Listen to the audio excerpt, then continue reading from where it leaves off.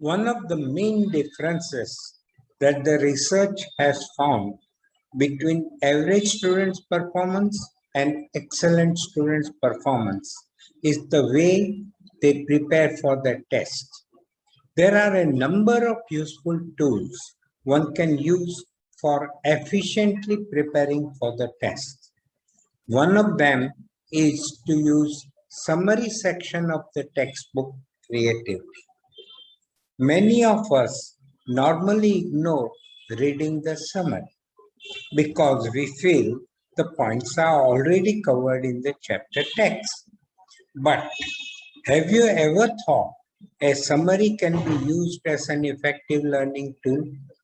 Your natural question will be how. Let us hear Scott, an expert at teaching study skills, answer and explain your how. Thank you. Okay, welcome to the Great Ways to Study workshop. This workshop today is primarily related to textbook study methods, and I don't know if you love textbooks. Most people say no thank you, but when people open textbooks and try to read and concentrate and learn, that's one of the hardest aspects for most people of being a college student. People have said if there were no textbooks, I would love college. But there are textbooks. These are the three topics that we're going to cover today, and then there will be a few more related to it next week. The first one we're going to talk about for a few minutes is summaries. Everybody here knows what summaries are at the end of chapters in textbooks. Do all textbooks have summaries at the end of each chapter? No. They should. It should be a law, but they don't. But whenever there is a summary at the end of a chapter, that usually covers 15, 20, 30 pages worth of material, and it boils it down to 1 or 2, which is very valuable. But I want to see if you can figure this out. I ask students all the time, when you get to a summary at the end of a chapter, what do you do with it? What's your approach? A lot of people give me a very scary answer. What do you think they say? Yeah, they say, oh, I don't do the summaries. I skip those. I say, why do you skip them? And usually they either say, because I'm lazy, and because when I get to the end of the chapter, it's the last thing, so if I skip the last thing, I'm done.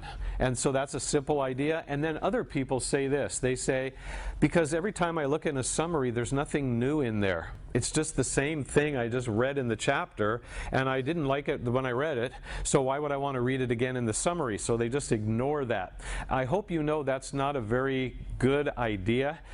For a person to ignore a summary usually causes their grade on the test to drop. So I'm going to make a guess here, and this is all it is. The average college class where the textbook is an important part of what you do, and that's most classes, my guess is that somewhere between 70 and 90% of everything that's in the summary is going to show up on the test in one form or another. It may even be closer to 100% in some areas. That's because the summary is made up of nothing but main ideas and important facts from the chapter. So what I want to show you is this. I want you to learn, if you haven't already, not only to pay attention to the summary, but you should be an expert at it, because it should help you when the test comes. And there are only 2 ways I know to help a person to be an expert at a summary. The first one doesn't work very well, and that's to read it about 20 times and hope it soaks into your brain. That's better than not reading it, but that's not the best. And the second way to become an expert at this is what I'm going to teach you, which is one of my favorite methods. It's something that I used a lot when I was in college, and whenever you can find something that helps you and it doesn't take a lot of time or effort and it's helpful, that's good. That's kind of what we want. So I want to have you take a look at this. Could you pass one straight to the back there and across? Thanks. Okay, what you're looking at here when you get this is a summary from a real college textbook in the area of health. It's not important that you know any of this, but I want you to look at it, take a quick glance at it, and let me know something that should be a very easy thing. What do you notice here that looks different than any summary you've ever seen before? Starts with the Yeah, well, yeah, that too. But that's just the way that book was. But what did you say again? blank. Yeah, blanks all over the place. I don't know about you, but I don't think I've ever seen a summary with blanks in it. It's just regular text normally. Well, that means that somebody actually put these blanks in there, inserted them in there. Who do you think did that? You? Yeah, me. Boy, you accuse me. Yeah, that's right, me. I took what you need to have in your hand, which is a little tool that's one of the best tools you could have as a student. What do you need to have in your hand to create blanks on a piece of paper? You need whiteout, right? Liquid paper, whiteout, whatever you call it.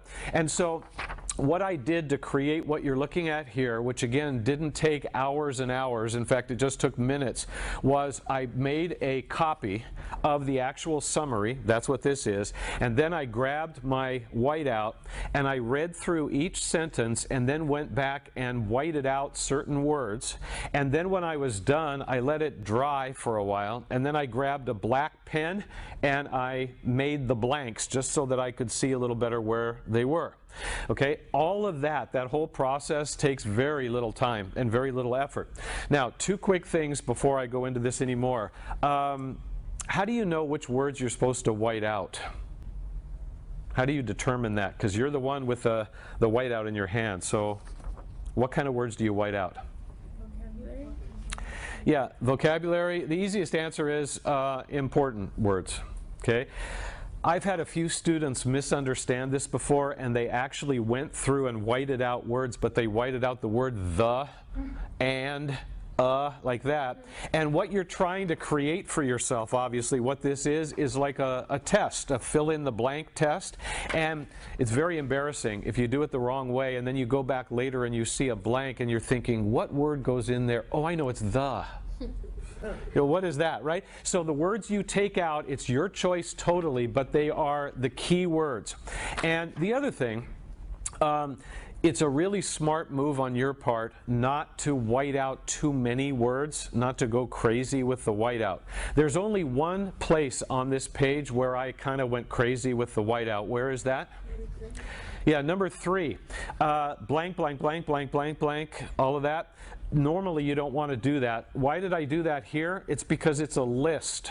And I wanted to be able to write in all the words so that I would know when a test came. If you normally read a sentence in your summary when you go back over it and it says the blank of the blank, blank, blank is blank, good luck even knowing what that's asking. So you want to sort of underuse the whiteout a little bit. And if you look at this carefully, I could have whited out 5 or 10 or 15 more words easily, but you don't want to go overboard with it. So after I was done, and there's nothing special, by the way, about this number. There are 36 blanks on here. So this is like a 36 question test now. After completing it so that it looks like this, what you would do would be to go to the cheapest copy place you could find and make about 5 to 10 copies of this and then take them home and put them away somewhere. You can do this, what I just described, before you've read the chapter, while you're reading it, afterward, anytime, it doesn't matter. And then, when you're all finished reading the chapter that this is the summary of, how much of this information are you supposed to know? Yeah, all of it. So I've had some people say maybe 51, 2%. No, all of it, right? Because probably most of it is going to show up on the test. How do you know if you know it? Only one way to find out. You go to your stash of little quizzes, you grab one, and you sit there and you take the test and you fill in the blanks, as many as you can. When you're done, you correct it. And what do you need to correct something? You need an answer key. What's the answer key? Yeah, the actual summary in the book, right? So you put it side by side, just takes a minute to correct it. I always used to do this by correcting in a different color because that helps you to sort of see where you messed up. And then what you do is you put a number 1 in the corner, meaning that this is my first attempt, and then you study it for a while, and then you put it away and you go away for a while, even if it's an hour or 2. Now, quick question for you. How do you think you're going to do on this the first time you try? What do you think? Yeah, not so good. And I've had some people say, oh no, I get 100%. And I said, wow, how intelligent you are. That's so great. Why would you get 100%? And they said, well, because I'm the one who took the words out. so I know which ones they are. And whenever somebody says that to me, I look at them and say, I think you're giving yourself way too much credit in the memory department. If you do what I just showed you and then you put them away for a few days, when you pick it up to take it, it'll be almost like someone else made it. And you'll either know it or you won't, just like on any test. So I'm going to give you a number that's just an example. And that is, let's say that the first time you take this, you get 15 right out of 36. Now that's less than half. So what grade is this?